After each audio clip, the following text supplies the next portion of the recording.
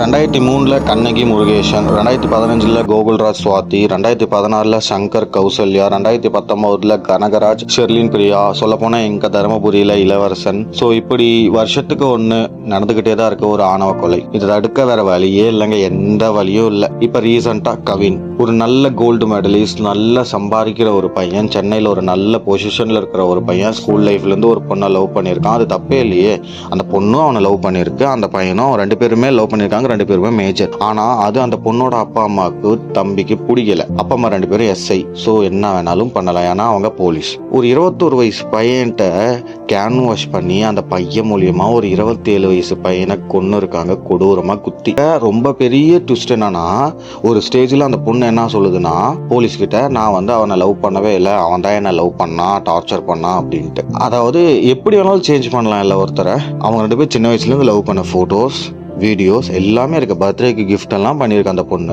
படிச்சா எல்லாமே சேஞ்ச் ஆயிரும், நல்ல சம்பளம் வாங்கினா எல்லாருமே சேஞ்ச் ஆயிடுவாங்க. அதெல்லாம் முட்டாளுங்க, சும்மா அதெல்லாம் சும்மா ஒரு வீண் பேச்சு, அதெல்லாம் போய் இன்னுமே இங்க ரத்தத்துல ஜாதி வெறி ஊறிக்கிட்டு தான் இருக்கு. இதை தடுக்கிறதுக்கு ஒரே வழி, இந்த படம் எடுக்கிறாங்க, இன்னும் அங்கங்க போராட்டப்படுறாங்க, போஸ்ட் அடிக்கிறாங்க, அதெல்லாம் இல்லைங்க. தடுக்கிறதுக்கு ஒரே வழி, நம்ம அப்பா அம்மா, அவங்க அப்பா அம்மா, தாத்தா பாட்டி, இவங்கெல்லாம் ஜாதியில ஊறி வந்து அது அப்படியே மாறி மாறி இவங்க கிட்ட வந்து நின்று இருக்கா. இப்ப நம்ம அப்பா அம்மா கிட்ட நம்ம கிட்ட வர்றதை நம்ம பிள்ளைங்களுக்கு தரவே கூடாது. அது நம்மளோட நிறுத்திக்கணும். நமக்கு அப்புறம் வர ஜெனரேஷனுக்கு அப்படி ஒன்று இருந்ததே சொல்லக்கூடாது. சொல்ல போனா அப்படி ஒன்று நடந்த விஷயங்களை கூட அவங்கள்ட்ட சொல்லக்கூடாது, இப்படி எல்லாம் பண்றாங்க அப்படின்ட்டு. அதுதான் நான் எதிர்பார்க்குற ஒரு விஷயம். இதை ஸ்டாப் பண்றதுக்கு அதுதான் விஷயம்.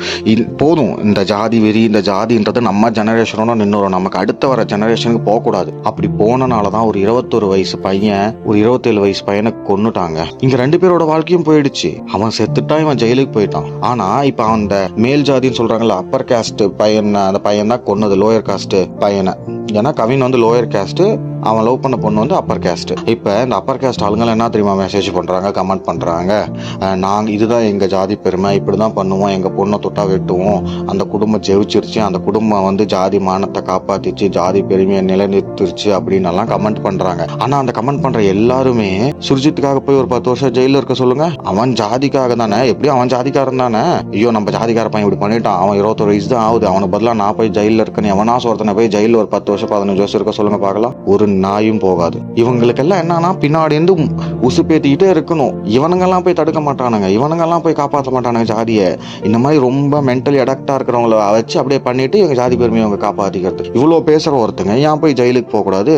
இன்ன வரைக்கும் போலீஸ் அவங்க அப்பா அம்மா மேல எந்த ஒரு ஆக்ஷனும் எடுக்கல. ஐ திங்க் கண்டிப்பா 21 வயசு பையன் பண்றதுக்கு இந்த அளவுக்கு அவனுக்கு தைரியம் இல்லை. அவங்க அப்பா அம்மா கண்டிப்பா அவன் சொந்தக்காரங்க எல்லாருமே பூஸ்ட் பண்ணியிருப்பாங்க அந்த பையனை. முட்டாள், அவனுக்கு தெரியல அந்த முட்டாளுக்கு நம்ம லைஃபும் சேர்ந்து போக போகுது அப்படின்ட்டு. ஒருத்தர் இறந்துட்டான், ஒருத்தன் செதஞ்சிட்டான், முடிஞ்சு போச்சு, அவ்வளவுதான் வாழ்க்கை. இதை இன்னொரு 2 நாள் பேசிட்டு 3 நாள் பேசிட்டு கண்டிப்பா மறந்துடுவோம். திரும்ப அடுத்த வருஷமோ அடுத்த மாசமோ இன்னும் 4 வருஷம் கழிச்சோ திரும்ப ஒரு ஆணவ கொலை நடக்கும்.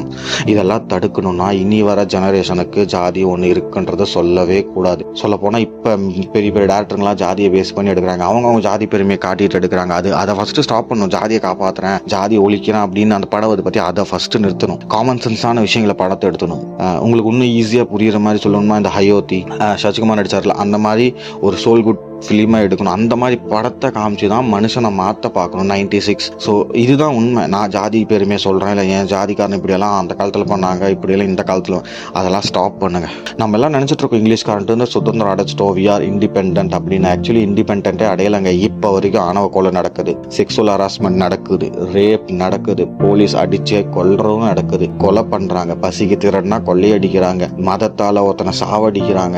எவ்வளையோ விஷயங்கள் இன்னும் நடந்துக்கிட்டு தான் இருக்குது இந்த உலகத்தில். நம்ம நாட்டில் அதிகமாக நடந்துட்டு இருக்கு. நம்ம ஒன்றும் இண்டிபெண்ட் ஆகலைங்க. எல்லாரும் சொன்னாங்க என்னைக்கு ஒரு பொண்ணு நைட்டு 12 மணிக்கு பயம் இல்லாம நடந்து போதும் அன்னைக்குதான் முழு சுதந்திரம் அடைஞ்சிட்டோம். ஆக்சுவலி அது கூட முழு சுதந்திரம் இல்லை. என்னைக்கு ஒரு மனுஷன் தான் கூட இருக்கிற ஒருத்தனை ஜாதியா பார்க்காம அவனும் ஒரு மனுஷனா பாக்குறோனோ அன்னைக்கு தான் நம்ம முழு சுதந்திரம் அடைஞ்சிட்டோம். தயவு செஞ்சு உங்களை சுத்தி இருக்கிறவங்கள ஜாதியா பார்க்காம மதமா பார்க்காம ஒரு மனுஷனா பாருங்க. எவனோ ஒருத்தன் எவனோ ஒரு விவசாயி ஏதோ ஒரு இடத்துல இருந்து விவசாயம் பண்ற நெல்லை சாப்பிட்றோம், எங்கிருந்தோ ஒரு எவரோட காட்டுலயோ வர தண்ணியை குடிக்கிறோம், எவனோ தைச்ச துணியை போட்டுக்கிறோம், எவனோ தைச்ச செருப்பை போட்டுக்கிறோம். இதுலலாம் ஏன் ஜாதியை பார்த்து பண்ண மாட்டேங்கிறீங்க? உங்க ஜாதிக்காரன் விதைச்சதை, உங்க ஜாதிக்காரன் தைச்சதை, அதெல்லாமே பண்ணியிருந்தா நீங்க ஜாதி ஆளுங்க, ஜாதி பெருமை சொல்லலாம்னு பண்ணலாம். ஆனா இது எதுவுமே பண்ண மாட்டீங்க. when it's come to life, இது வாழ்க்கைக்கு வரும்போது ஜாதி, இது ரொம்ப அநியாயங்க. அண்ட் ஆணவ கொலை செய்யப்பட்ட எல்லா வழக்கிலையும் மேல் ஜாதிக்கார பையனோ பொண்ணோ தப்பிக்கப்படுறான், தண்டிக்கப்படுறது இல்லை. ஏன்? உங்க பொண்ணும் உங்க பையனும் தானே கீழ் ஜாதிக்காரங்களை லவ் பண்ணியிருக்காங்க. அவ்வளவு ஜாதியில ஊறி போயிருந்தா உன் ஜாதியை காப்பாத்து நினைச்சா உன் பாடல பசங்களை கொல்ல வேண்டியது தானே,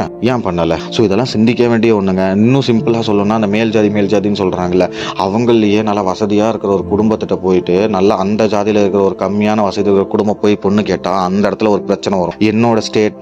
என்னோட வசதி வேற, உன்னோட வசதி வேற, ஒரே ஜாதி இருந்தாலும் கல்யாணம் பண்ணிக்க முடியாதுன்னு தான் சொல்லுவாங்க. இங்க ஜாதிக்குள்ளேயும் பிரிவினைகள் இருக்கு, அங்கேயும் ஏற்றத்தாழ்வு இருக்கு.